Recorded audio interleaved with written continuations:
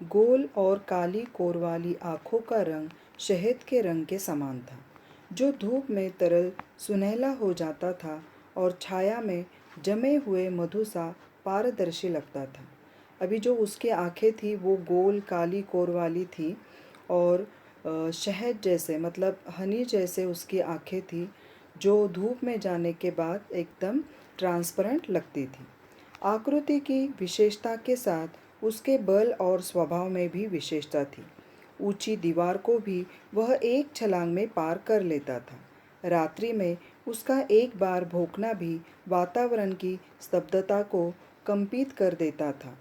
मैंने अनेक कुत्ते देखे और पाले हैं, मैंने मतलब लेखिका ने, किंतु कुत्ते के दैन्य से रहित और उसके लिए अलभ्य दर्प, अलभ्य मतलब क्या, दर्प मतलब क्या, घमंड, घमंड घमंड से युक्त मैंने केवल नीलू को ही देखा है।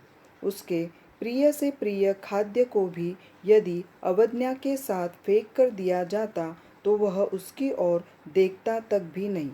अगर उसको भूख लगी और लेखिका ने अगर ऐसे खाना जो है वो गुस्से से रखा या फेंक दिया तो उस खाने को वो देखता तक नहीं था, इतना घमंड उसमें था। खाना तो दूर की बात थी, यदि उसे किसी बात पर झिड़क भी दिया जाता तो बिना मनाए वह मेरे सामने ही न आता।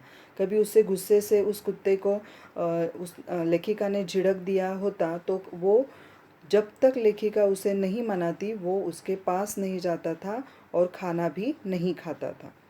विगत 12 वर्षों से उसके बैठने का स्थान मेरे घर का बाहरी बरामदा ही रहा। मतलब घर के आंगन में वो बैठा रहता था। विगत मतलब बीता हुआ, जो 12 साल से उसी जगह पर वो बैठता रहता था, जिसकी ऊपरी सीढ़ी पर पोर्टिको के सामने बैठकर वह प्रत्येक आने जाने वाले का निरीक्षण करता रहता था। आंगन में वो जो है वो यहाँ पे बैठता था, उसकी एक ही फिक्स जगह थी, स्थान था, और वहाँ से वो देखता था कि कौन आ रहा है कौन जा रहा है, और एकदम निरीक्षण उसका जो था वो हर एक इंसान पर करता रहता था। मुझसे मिलने वालों में वह प्रायः सबको पहचानता था। लेखिका को जितने भी लोग मिलने के लिए आते थे वो सबको पहचान चुका था, और जो उस लेखिका जिन्हें जानती पहचानती थी तो वो नीलू जो कुत्ता था वो भी उसे जानता पहचानता था। किसी विशेष परिचित को आया हुआ देखकर वह धीरे धीरे भीतर आकर मेरे कमरे के दरवाजे पर खड़ा हो जाता था।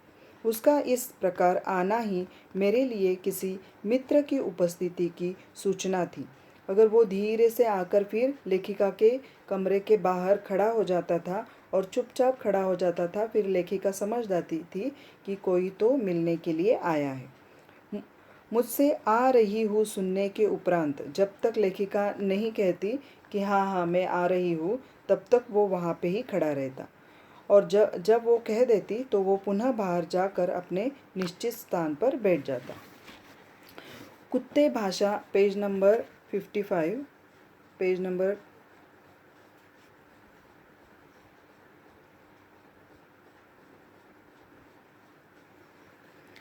कुत्ते भाषा नहीं जानते, केवल ध्वनि पहचानते हैं। नीलू का ध्वनि ज्ञान इतना विस्तृत और गहरा था उससे कुछ कहना भाषा जानने वाले मनुष्य से बात करने के समान हो जाता था। बाहर या रास्ते में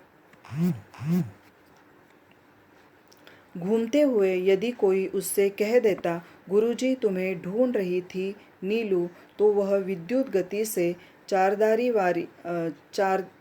दीवारी कूदकर मेरे कमरे के सामने आकर खड़ा हो जाता। फिर कोई काम नहीं है जाओ कहने से पहले वह मूर्तिवत एक ही स्थिति में खड़ा रहता।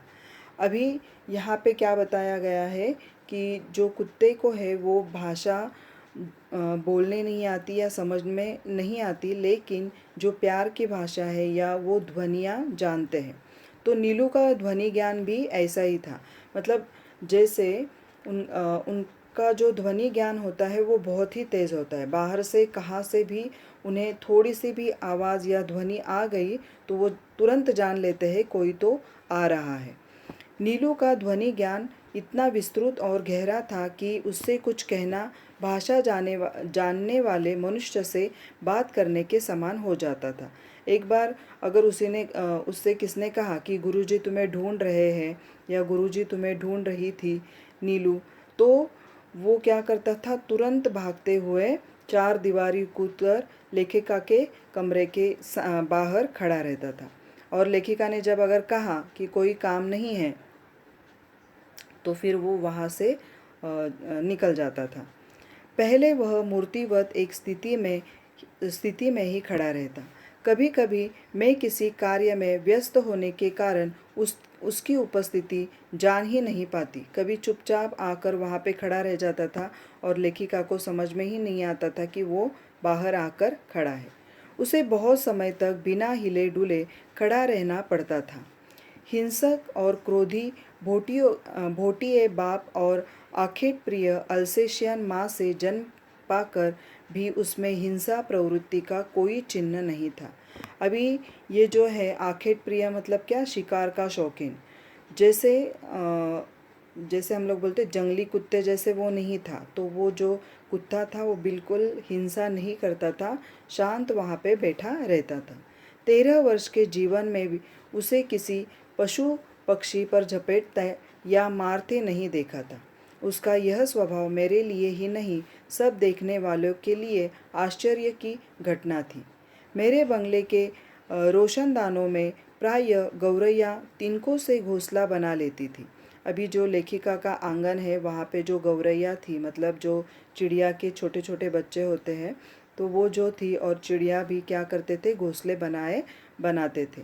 मुझे उनके परिश्रम पूर्वक बनाए हुए घोंसले उजाड़ना अच्छा नहीं लगता।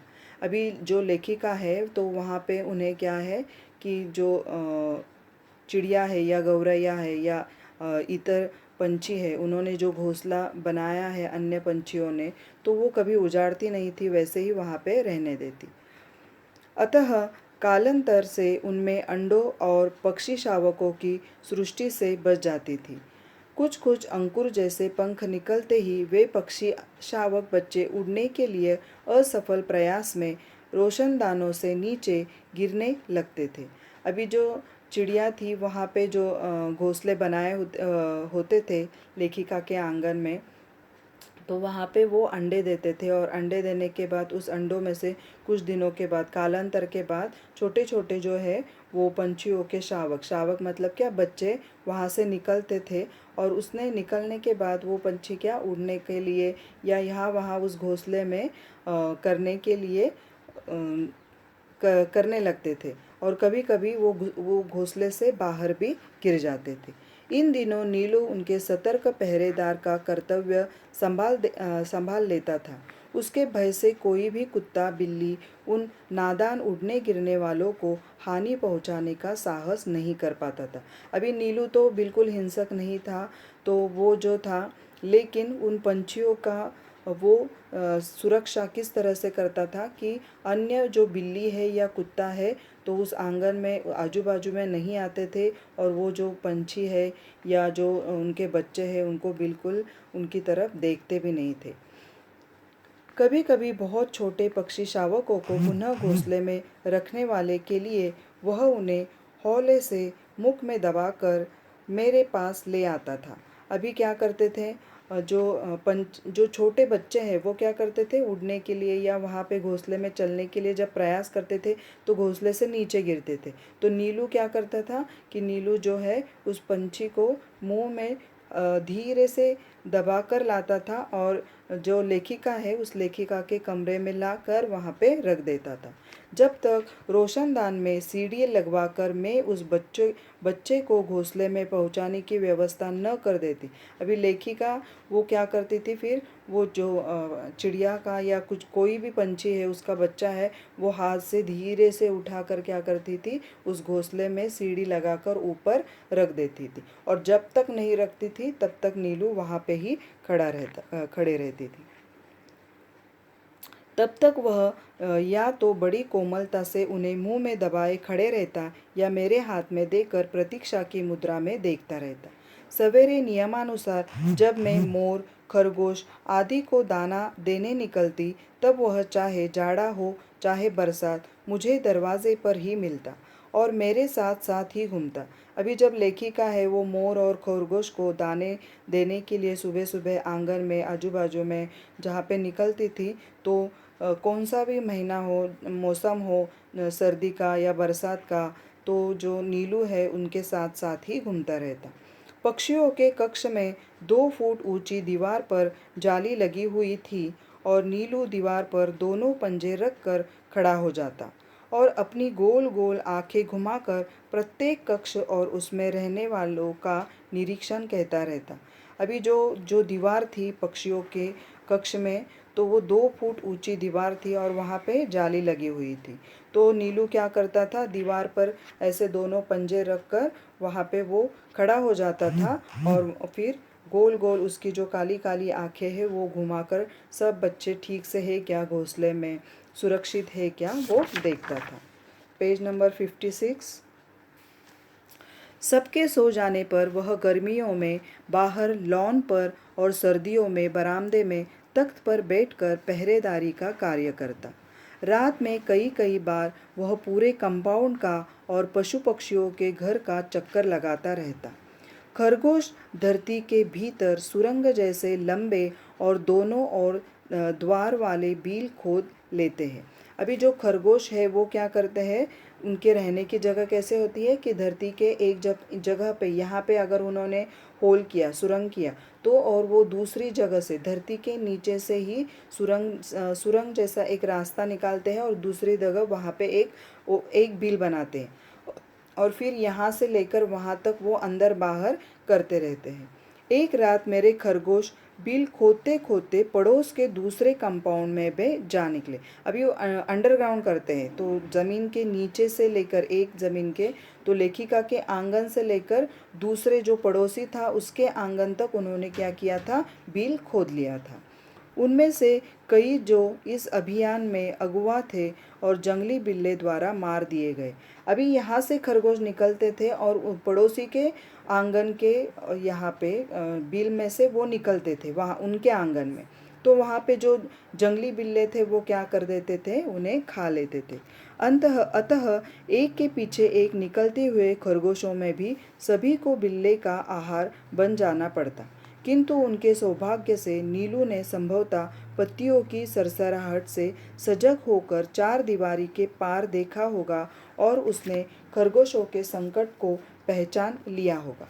उसके कूदकर दूसरी ओर पहुंचते ही बिल्ला तो भाग गया और परंतु खरगोशों को बाहर निकलने से रोकने के लिए वह रात भर उस ओस से भीगता हुआ सुरंग के द्वार पर खड़ा रहा। अभी दूसरे आंगन में निकलते ही वो खरगोश के जो बच्चे थे वो क्या हो जाते थे, वो बिल्ला जो था वो खा लेता था। तो ये फिर नीलू के समझ में आ गया कि ये जो खरगोश है ये बिल्ले खा रहे हैं, तो उसने क्या किया कि उसके आंगन में जाकर, दूसरों के पड़ोसी के आंगन में जाकर वहाँ पे वो खड़ा रह गया उस बिल के पास और वो बच्चों को बिल से बाहर आने के लिए मना कर रहा था। और फिर जैसे ही नीली को देखा तो वो जो बिल्ला था वहाँ से निकल गया और निकलने के बाद उनकी रक्षा के लिए वो नीलू जो था वो वहाँ पे ही रात भर खड़ा रहा और जहाँ पे ओस से भीगता हुआ, मतलब वहाँ पे जो हिमवर्षाव है वो हो रही थी और तो वहाँ पे पूरा रात भर वो खड़ा रहा। तो उस रात भर खड़े रहने से क्या हो गया, उसे सर्दी हो गई और सर्दी के वजह से निमोनिया हो गया। कई परोपकार नीलू के लिए बहुत महंगा पड़ा क्योंकि उसे सर्दी लगने से निमोनिया हो गया और कई दिनों तक इंजेक्शन, दवा और आदि का कष्ट झेलना पड़ा। वैसे वह शांत भाव से कड़वी दवा भी पी लेता था और सुई भी लगवा लेता था। अभी उसे डॉक्टर के पास ले गए, उसे इंजेक्शन दिया, दवाई दी, मतलब जानवरों के अस्पताल में उसे ले कर गए और फिर क्या हो गया कि वो ठीक हो गया। एक बार मोटर दुर्घटना में घायल हो मुझे मार्ग से ही अस्पताल जाना पड़ा, तब संध्या तक मेरी प्रतीक्षा करके और कपड़े, चादर, कंबल आदि सामान अस्पताल ले जाने वाले की हड़बड़ी देखकर उसे न जाने कैसे सब पता चल गया। अभी एक बार जब लेखिका थी वो मोटर दुर्घटना में उनका एक्सीडेंट हो गया और जब एक्सीडेंट होने के बाद वहाँ पे उन्हें अस्पताल वहाँ से तुरंत ले जाना पड़ा। ले जाने के बाद वहाँ पे मतलब शाम होने तक वो जब लेखिका घर में मतलब घर में दिखाई नहीं दी और सब लोग यहाँ से वहाँ कर रहे, घर में उसके कपड़े जो है, चादर है, कंबल है, वो अस्पताल में लेकर जा रहे हैं, तो उसे समझ में नहीं आ रहा था। लेकिन जब लेखिका उसे दिखाई नहीं दी तो वो थोड़े से क्या हो गया, हड़बड़ा गया, मतलब अस्वस्थ हो गया। सब उसकी उदासी देखकर हैरान थे। जब 3 दिन तक उसने न कुछ खाया न पिया, तब डॉक्टर से अनुमति लेकर उसे अस्पताल लाया गया। अभी 3 दिन तक जो लेखिका थी, वो लेखिका अस्पताल में थी और वो उसे देखने के लिए नहीं मिली, तो वो क्या हो गया, 2-3 दिन से उसने खाना नहीं खाया, उसकी तबीयत भी बिगड़ गई और फिर उसे डॉक्टर के पास लेकर गए, अस्पताल में लेकर गए और मुझे अच्छी तरह चारों ओर घूमकर देखने के बाद वह मेरे सामने ही ज़मीन पर बैठ गया। अब जब लेखिका को देखा तो उसे बहुत खुशी हो गई। मतलब देखने के बाद उसे थोड़ा सा अच्छा लगा और फिर वहाँ पे ही अस्पताल में लेखिका के जो बेड था, उस बेड के वहाँ नीचे ही वो ज़मीन पर बैठ गया। तब से हर दूसरे दिन अस्पताल न ले जाने पर वह अनशन मतलब भूख हड़ताल वो कर देता था। इसलिए अस्पताल में भी वह नियमित रूप से मिलने आने वाले में गिना जाने लगा। अभी रोज़ वो देखने के लिए अस्पताल में जाता था, अगर उसे नहीं लेकर गए तो वो खाना पीना छोड़ देता था। अभी डॉक्टर, नर्स सब लोग उसे जानने पहचानने लगे थे। नीलू को 14 वर्षों का जीवन मिला था और जन्म से लेकर मृत्यु के क्षण तक वह मेरे पास ही रहा। मेरे पास अनेक जीव जंतु हैं, परंतु जिसके बुरा मान जाने की मुझे चिंता हो, ऐसा अब कोई नहीं रहा। महादेवी वर्मा। अभी 14 साल जो था वो नीलू का जीवन था और मरते दम तक उसने, जो लेखिका है उसके ऊपर एक बहुत मतलब एक बच्चे के तरह से लेखिका ने उसके ऊपर प्यार किया था और नीलू जो था वो भी उतना प्यार लेखिका से करता था। एक दिन एक क्षण भी वो दिखाई नहीं दी तो वो बहुत ही अस्वस्थ हो जाता था और फिर इसी तरह से दोनों में प्यार यहाँ पे दिखाई देता है कि मनुष्य जो इंसान है, अगर इंसान ने जानवर से प्यार किया तो जानवर भी उतना ही प्यार इंसान को देते हैं। वो उसका मतलब कभी कभी तो अपनी जान भी न्यौछावर कर देते हैं अपने मालिक के लिए। इस तरह की ये कहानी है कि एक कुत्ता जो है वो कितना ईमानदार है और यहाँ पे क्या मालूम पड़ता है, जितना प्यार हम जानवरों को देंगे उतना ही प्यार जानवर हमें करेंगे। तो इस तरह से हमने नीलू ये पाठ देखा है। इसके शब्दार्थ और जो श्रुतलेख है वो एक वक्त लिखने हैं, उसके बाद मौखिक, लिखित और दीर्घोत्तरीय प्रश्न नोटबुक में लिखने हैं और बाकी एक्सरसाइज जो है वो टेक्स्ट बुक में ही आपको करने हैं और सारे आंसर्स मैं आपको जल्द ही दूंगी। धन्यवाद।